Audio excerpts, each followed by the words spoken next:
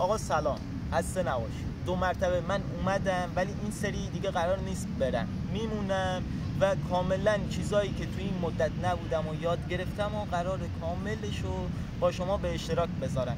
100% که من کل زندگیم دنبال پول هستم، پس چیزایی که یاد گرفتم به پول ربط داره.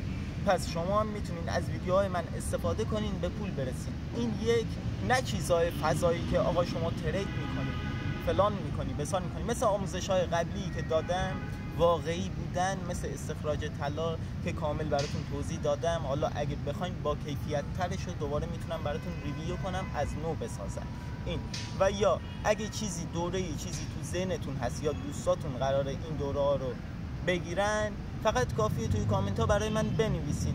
من در کنار این چیزایی که یاد گرفتم دارم بهتون توضیح میدم، اونا رو هم طبق نظرهای شما آموزش میدم. دوره رو من میخرم، 1 نفر دیگه قرار نیست 1000 نفر بخرم این دوره رو. من 1 نفری میخرم، آموزشاشو کامل براتون میذارم و شما میتونید استفاده کنین. آیا این کار به کار شما میاد، از پسش بر میای، آیا واقعا سود میده یا خیر، که من همه رو توضیح میدم.